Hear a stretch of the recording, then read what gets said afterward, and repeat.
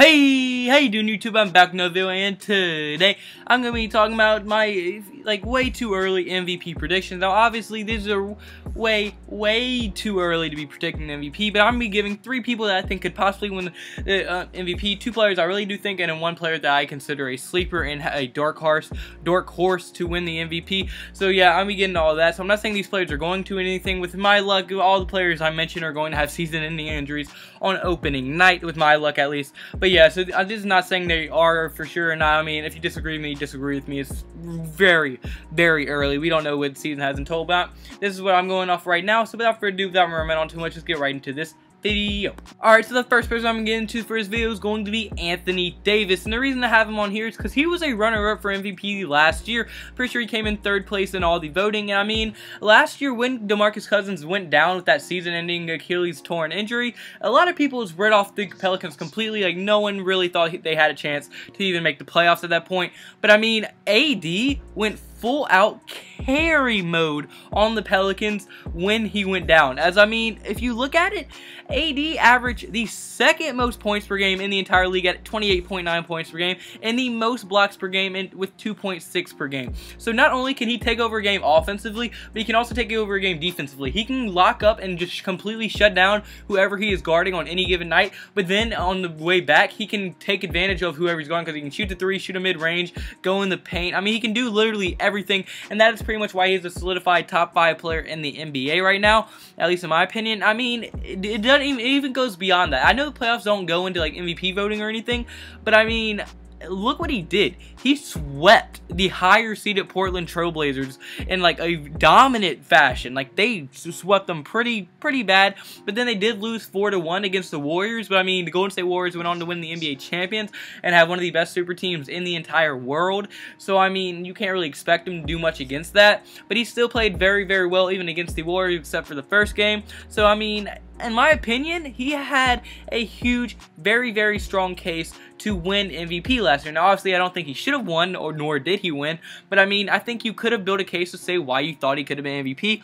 I mean, he could have won Defensive Player of the Year last year. So good. I think he was on the All-NBA team. He was on the All-NBA first team defensive team. I mean, this dude carried his team pretty much. I mean, he did have help from Drew Holiday, Nikola Mirotic, and a few other role players like that, but I mean, he mainly did it by himself, and without him, they would have been a very low lottery team. At least I think that they would have been. So I mean, I think just from how much he impacts the team and how valuable he is to the team is why I think he could be a chance to win MVP. Now, my second player on this list is going to be LeBron James. Now, I think a lot of people kind of expected me to put him on this list. As I mean, when you're the best player in the league, you're obviously going to be the most valuable player to whatever team you are on, and the team that you're on automatically becomes a contender. So being the best player in the league, obviously, just like, you're in the MVP conversation no matter what. But besides that, I mean, he's shown that he is still by far to any team the most valuable player. If you really took it like the best player in the league, LeBron would win it every year. I mean, look what he did last year. He averaged the 3rd most points per game at 27.5 points per game. But I mean, that's not even the most impressive thing. He was able to overcome probably the hardest playoff path out of anyone in the entire NBA that made the playoffs, as he had to go against the Indiana Pacers, who forced a Game 7, and they played extremely well, and it took a game-winning buzzer beater by LeBron to end up winning that series. And then, I mean, they had to play the 1-seeded Toronto Raptors in the 2nd round. I mean, yes, Toronto didn't play that well against them, but they're still a 1 seed, nothing but less, so they had to go through a number 1 seed. They swept them, and then in the Eastern Conference Finals, they had to play the Boston Celtics, debatably the best team in the East right now by a large margin. I mean, they have tons and tons of talent, and that went to a hard, very entertaining 7-game series as well, but LeBron was still able to carry a horrible Cleveland Cavaliers team to make it to another finals. And I mean, ultimately they got swept in the finals, but to even carry that team to the finals, no other player could have done that in the NBA right now. No one in at all. And if he's able to do sort of the same thing with the Lakers and beat someone like the Rockets in the playoffs,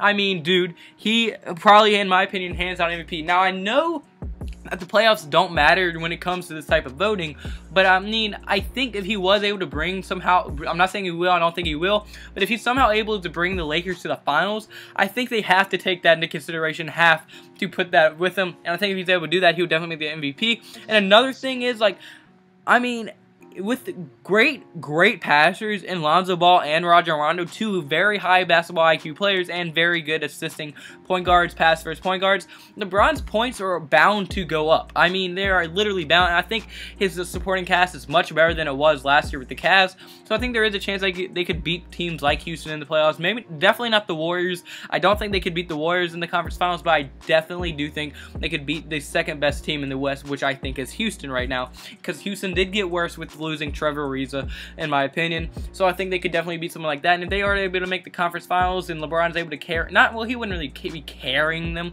but I mean, if LeBron is able to bring them to the conference finals and somehow the NBA finals, I think you have to look at it to make be MVP. I think you just have to. Plus, I mean, if they really want to go by the criteria to what it was and take it as literal as possible, LeBron will win it every year. But now my third player, which I said is going to be my sleeper, Russell Westbrook. Now last year he wasn't even in the conversation, which is crazy to me. He won it 2 years ago from averaging a triple-double, right? Well, then he averaged a triple-double for the second year straight, but somehow what got him to win MVP last year, he's no longer even in the conversation, which is kind of surprising to me. I mean, mostly due to their disappointing season, but that was not really his fault. And a lot of people say, well, he's stat padding. Oh my God. Well, then how come every player in the NBA doesn't average a triple-double, all right? I'm sure there are some players that they really want to could average a triple-double, like LeBron James, Anthony Davis.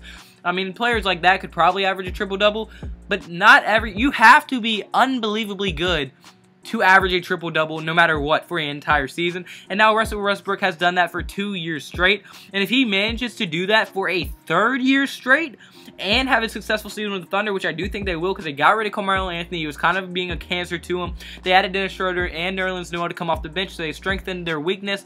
Now Paul George and Russell Westbrook, they'll be in their second year. They'll have chemistry plus Steven Adams. Andre Roberson's healthy. I think they will have a very much improved season from the year before. And if Russell Westbrook can average that triple-double for a third year straight, I think you have to have them in the conversation. There's no way. I mean, it has been done 3 times where someone's averaged a triple-double for an entire season.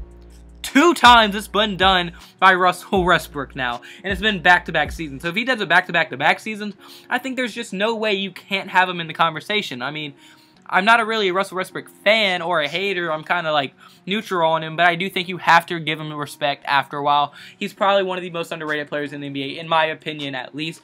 So yeah, but now let's just recap why I said all these players. So the first person was Anthony Davis. He was MVP conversation last year, carried the Pelicans, was a top 5 player, one of the best defenders in the league, and probably one of the best offensive players in the league. And once LeBron leaves, will probably be one of the most dominant players in the NBA. Then LeBron James, obviously, because, well, he's LeBron James, he's the best player in the league. He's going to be able to bring the team, whatever team he's on, to the finals, or at least come close to the finals and give him a chance, at least better than what he had. He will be the most valuable player on any team that he goes on. Then my third player, Russell Westbrook. I mean, just the stats he's been putting up. If the Thunder have a more improved season, I'm going to give him a chance as well. But unfortunately, guys, that's going to be the first video. So comment below. Do you think that I was wrong? Do you think it's going to be any of these players? I want to hear all your thoughts and opinions below. Who do you think will win MVP next year? I really do want to hear all your thoughts and opinions in the comment section below. And I know I say this after every video, but I have to say it. I mean, thank y'all so much for all the support y'all been showing. I mean, we hit 500 subs 2 days ago. We're already at 527. I mean, we're literally on pace to hit 600 subs in about a week or so. I can't thank y'all enough for that. I mean, I just kissed y'all all. Thank y'all just so much. I mean, y'all are really making this happen. I mean, I enjoy doing YouTube so much. Is why I make it. I mean, I never did it for the money, and then a lot of people quit for some reason when monetization left, and they're saying, oh my God, YouTube's trying to kill small creators. No, they're not. They just don't want people to be able to put freaking ads on ISIS videos, and I completely agree with that, and I think YouTube made a good decision by doing it.